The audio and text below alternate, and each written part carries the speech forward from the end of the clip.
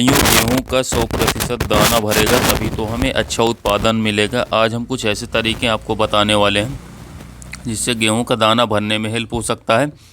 कई बार गेहूं में दाने तो आते हैं पर उनका भराव नहीं हो पाता है। कुछ दाने खाली रह जाते हैं, कुछ पतले कमज़ोर रह जाते हैं, जिससे बाद में क्या होता है कि हमें बाद में उपज कम मिलता है। अभी तक हमने जो कुछ भी किया जिससे हमारे अच्छे कल्ले आ गए होंगे, हमारी फसल अच्छे से ग्रोथ कर गई होगी। बालियां अगर नहीं निकली हैं तो क्या करें, निकल आई हैं तो क्या करें। हम दोनों तरह के किसान साथियों की बात करेंगे, क्योंकि लगभग 50% किसान साथियों की अभी बालियां या तो निकल रही हैं या तो फिर नहीं निकली। तो ऐसे किसान साथी क्या करें, आज हम यही आपको बताएंगे जिससे कि आपके गेहूं में दाने का भराव हो सके।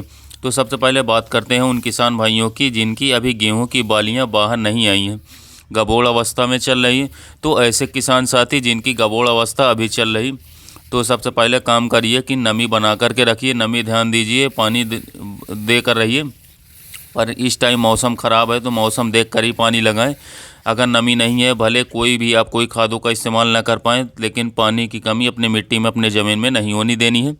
पानी की कमी हो जाती है तो क्या होता है कि हमारे दाने खाली रहने की समस्या आ जाती है, क्योंकि अगर पानी ही नहीं मिलेगा तो बालियाँ पतली छोटी कमज़ोर निकलेंगी, जिससे दाने बाद में अच्छे से नहीं आएंगे, दाने खाली रहने की शिकायत हो सकती है। तो ऐसा नहीं है कि बालियाँ नहीं निकली हैं तभी आपको नमी बना करके रखना है। बालियाँ निकलने के बाद भी जब तक दाने का भराव सही से ना हो जाए तब तक अपने मिट्टी में नमी बना करके आपको रखना है। तो किसान साथियों, बात करते हैं नमी बना करके तो रखना है, लेकिन एक गलती जो हम करते हैं वो नहीं करनी है किसान साथियों। कई बार हम बहुत ज़्यादा पानी भर देते थे, खासकर जहाँ नहर से सिंचाई की जाती है, जहाँ पर पानी हमें फ्री पर मिलता है, वहाँ पर हम इतना पानी लगा देते हैं कि कई बार हमें नुकसान हो जाता है। गेहूं की फसल में कभी भी ज़्यादा पानी भर के नहीं रखता है। अगर इस अवस्था में पानी भर देंगे तो एक तो आपके पौधे में गिरने की संभावना बढ़ जाती है, और किसी भी अवस्था में गेहूं में ज़्यादा पानी नुकसान पहुंचा जाता है। तो इस बात का ध्यान देना चाहिए। अब बात करते हैं अगर बालियाँ नहीं निकली है तो कौन सी खादें हमें डालनी चाहिए। तो भाई ज़्यादा कुछ नहीं करना है। NPK 05234 1 किलो से 1.5 किलो, साथ में बोरॉन 20% वाला 100 से 120 ग्राम, ये दोनों खादें आपको डालना है।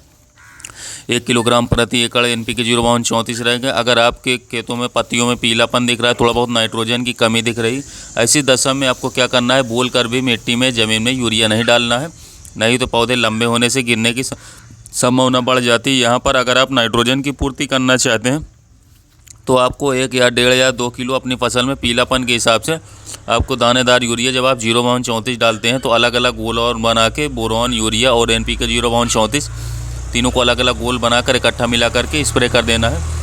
इससे क्या होता है, बढ़िया फ़ायदा मिलता है, आपके पौधे में थोड़ा बहुत नाइट्रोजन की कमी दूर हो जाती है। अब यहाँ पर इस अवस्था तक अगर आपकी बालियाँ नहीं निकली है और अभी तक आपने जिंक वाली कोई खाद नहीं डाली हो, तो 12% वाला अगर आपका बजट अलाउ करता है तो 12% वाला जो चिलेटेड जिंक आता है 120 ग्राम किसान में 1 एकड़ में डाल देंगे। तो इससे भोजन का निर्माण सही से होता है। जब पौधे में भोजन का निर्माण सही से होता है तो पौधे में बालियाँ भी अच्छे से बनेंगी। बालियाँ जब स्वस्थ बनेंगी तो दाने का भराव अच्छे से होगा।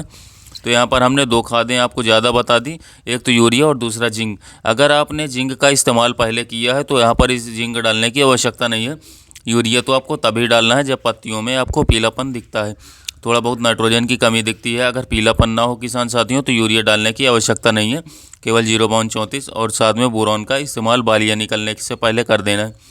इसके बाद किसान साथियों, जब बालियाँ बाहर निकल आती हैं तो उसके बाद एक अवस्था आती है फ्लावरिंग की अवस्था। जब फूल आपके गेहूं की फसल में आए होते हैं उस अवस्था पर कोई भी स्प्रे नहीं डालना है किसान साथियों, नहीं तो परागण में दिक्कत आती है, दानी खाली रहने की समस्या रह सकती है। इसके साथ साथ जब बालियों में दाने का भरने का समय आता है निकलने के बाद, तो आपको NPK आता है NPK 0050। बालियाँ निकल जाने के बाद इसको इस्तेमाल से सभी दाने का भराव, सभी दाने के अंदर अच्छे से गेहूँ बन दाने का वजन अच्छा आएगा, दाने की मोटाई अच्छी आएगी, दाने में चमक आपको अच्छा मिलेगा। तो किसान साथियों, NPK 0050 जब आपकी बालियाँ पूर्ण रूप से निकल जाए तभी स्प्रे करें 1 किलोग्राम प्रति एकड़। इसके अलावा जब आपकी बालियाँ निकल रही हों किसान साथियों, 2-4% बालियाँ खेत में निकल आई हों, उसी समय पर आपको NPK 05234 का बोरॉन के साथ स्प्रे लेना है। किसान भाइयों, अगर आप सही समय पर मेरे द्वारा बताई गई खादों को आप स्प्रे कर देते हैं तो किसान साथियों, मैं गारंटी के साथ कह सकता हूँ आपसे शानदार गेहूं की फसल किसी का उत्पादन नहीं हो पाएगा। इसके साथ साथ किसान भाइयों ध्यान दीजिएगा, सबसे ज़रूरी बात था कि यूरिया का इस्तेमाल आपको भूल कर भी इस समय पर नहीं करना है, नहीं तो आपको भारी मात्रा में नुकसान देखने को मिल सकता है।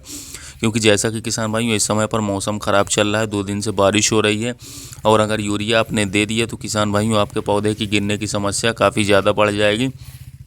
तो किसान भाइयों इस बात का ध्यान दीजिएगा और खेत का समय समय पर निरीक्षण करते रहिए। अगर आपके खेत में किसान साथियों कोई भी रोग फंगस जनित लगा है या फिर कीटों का अटैक है तो किसान भाइयों फंगीसाइड्स या इंसेक्टिसाइड्स का स्प्रे कर दें, जिससे कि आपके खेत में फंगस जनित बीमारियां न लग पाए और आपकी गेहूं की फसल बची रहे। किसान भाइयों लास्ट समय पर बहुत सारे किसान भाई गेहूं की फसल में ध्यान देना बंद कर देते हैं, तो ऐसा भूल कर भी ना करिए। किसान भाइयों लास्ट समय पर और ज़्यादा ध्यान देने की ज़रूरत होती है, तो अपनी गेहूं की फसल का समय समय पर निरीक्षण करते रहें और बताई गई खादों की मात्रा से किसान साथियों ज़्यादा मात्रा न लें। जितनी मात्रा मैंने बताई है उतनी मात्रा में ही खादों का उपयोग करें, वरना आपको उसका रिजल्ट की जगह पर नुकसान देखने को मिल जाएगा। तो किसान भाइयों मैं आशा करता हूँ मेरे द्वारा जब बताई गई जानकारियाँ आपको समझ में आ गई होंगी। तो मिलते हैं नए वीडियो में नए टॉपिक के साथ, तब तक के लिए किसान भाइयों चैनल पे बने रहें। धन्यवाद।